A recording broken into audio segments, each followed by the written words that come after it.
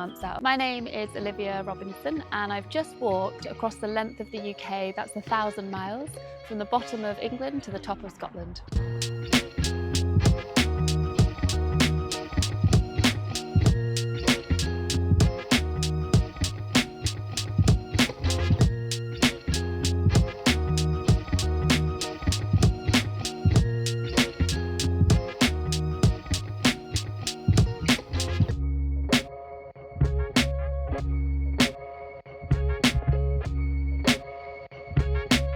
There are so many reasons why I did it, but initially I just did it on a whim. I was doing a walk around my neighbourhood where my mum lives in a little village in England, and I just had the overriding feeling that I didn't want the walk to end. But in that moment, with a single thought, I decided to take on the biggest adventure of my life.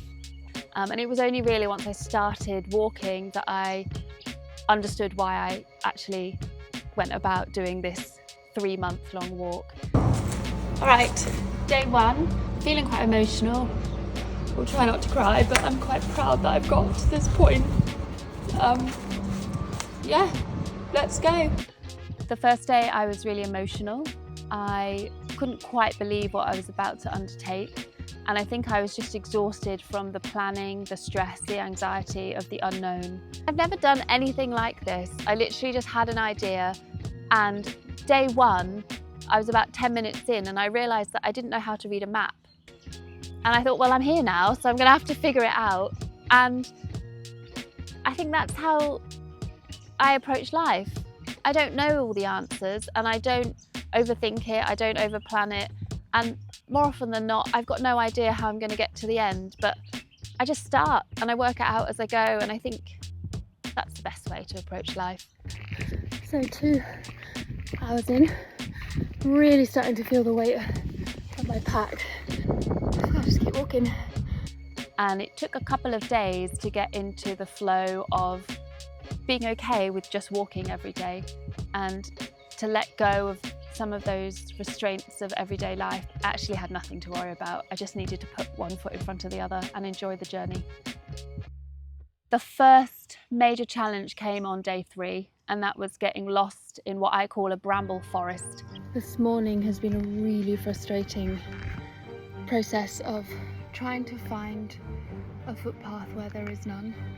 It was a huge area of thick, overgrown brambles, and the path it's just not there anymore. Because I have my pack, I'm starting to get really pissed off actually. This is not very enjoyable. Actual bog. I've nearly sunk in there. I've got to get back on track. The trail is actually completely covered in brambles. And I got lost, and I've always thought I don't understand how people get into these situations where they can't get themselves out of them, these sort of natural disasters or these things that you think it would be so obvious and easy to reverse getting yourself into that situation. But I spent 2 hours on my hands and knees crawling through brambles, cutting open my legs, my arms, and really quite scared that I was going to have to call to be rescued. I'm so frustrated. I've been stuck in this for 2 hours. This is literally where the footpath is. You can see I've just been going round and round and round. I just need to get out.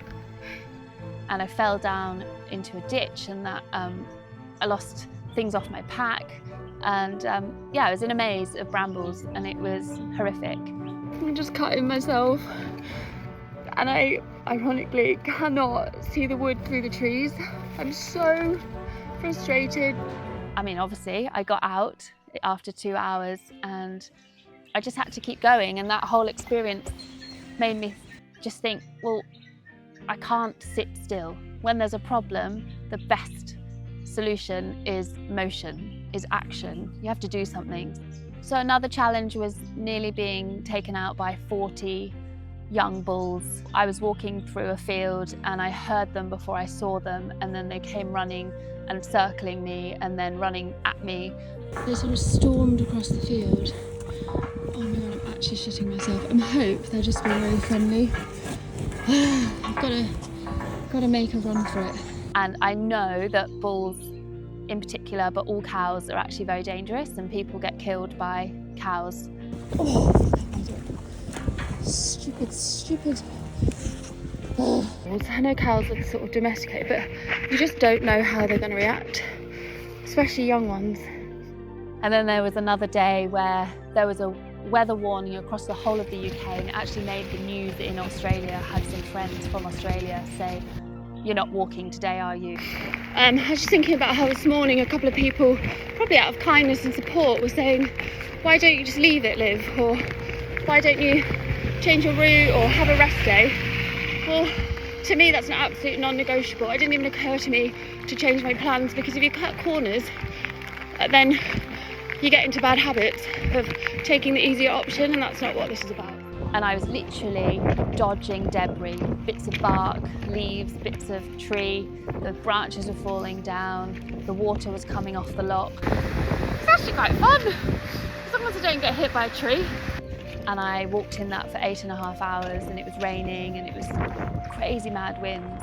And I thanked my former self that 3 days before I decided to book into a hostel and not have to camp that night.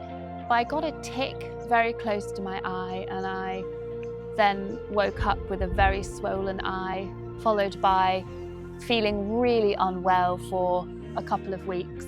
And I finally got to a pharmacist and explained with a swollen eye, she could see this, that I might have got an infection, or I was worried about Lyme's disease, and she was super nonchalant, and she just said, look, if you get Bell's palsy in a couple of weeks, maybe go and see a doctor. I really struggled with my shoulder. I've had an injury there that has caused nerve damage, and the shoulder doesn't function properly. There were many times where I would just be crying whilst walking along because of the pain. And the pain of my feet was pretty horrific the first few weeks. New one today. Should we give this one a name? And then I realised randomly one day after about 3 weeks' time that I had no blisters, I had no discomfort, I had no pain, and my feet have actually changed shape and they feel different. They don't feel like my feet, and they've clearly grown muscle and they've grown in strength.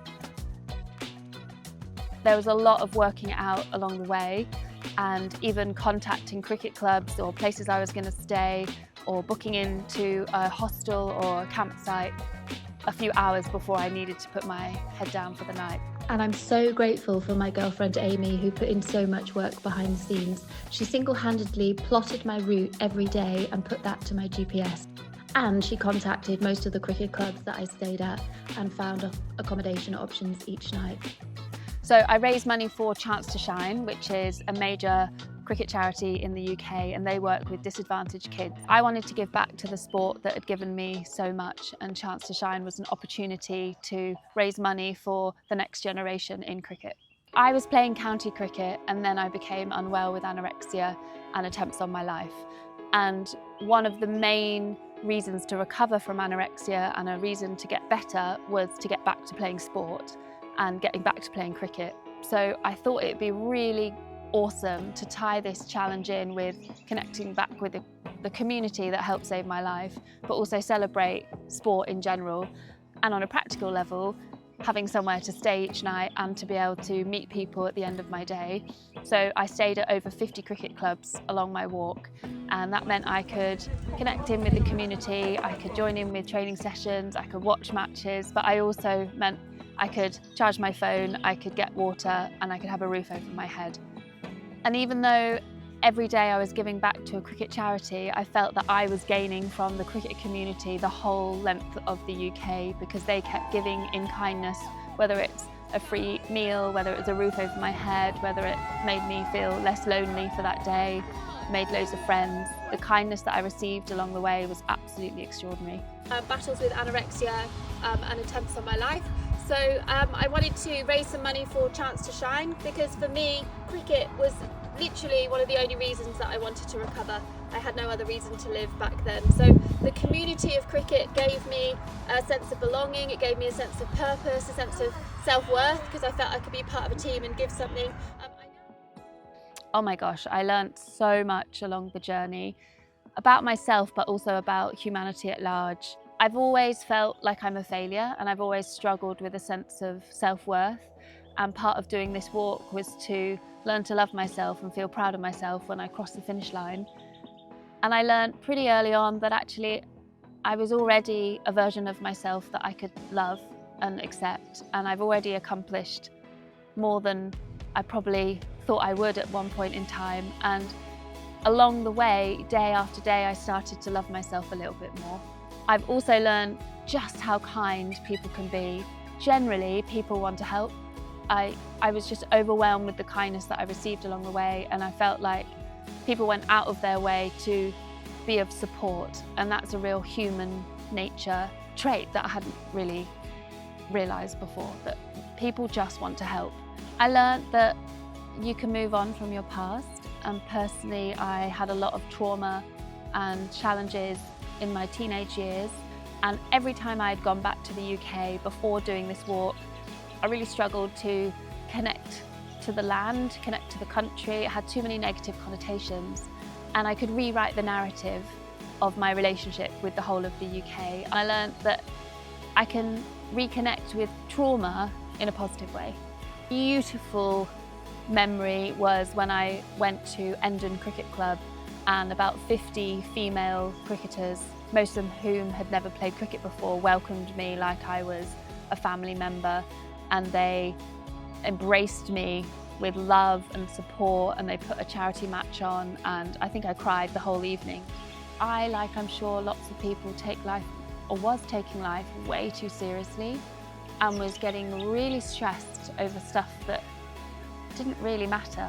And it just put everything in perspective for me. And also realising that I have the capability to do whatever I want, and it's only my mind that has stopped me. And as long as I make a decision and I have a clear goal, a clear end goal, I realise anything is possible. I just have to figure it out along the way, but I've got the tools within me to achieve whatever I want, and I don't think I really believe that until I cross that finish line. Do you want me to say something profound? You can say something profound.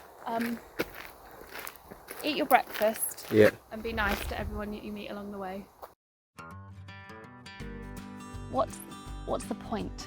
You know, like, what is the point? Okay, great, so you've walked the whole length of the country, but the point is to simplify life, to be more grateful for the beauty around us, to let go of some of the stresses that we carry through life, to embrace what we can't control and go along for the ride, and embrace change and be curious and connect to our past in a positive way.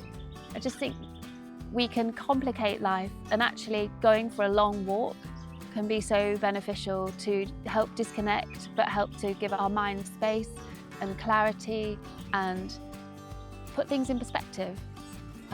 There's times on this walk where I was in serious danger, and it made me realise that things I'd worried about or stressed about back in Australia didn't really need to be worried about at that time.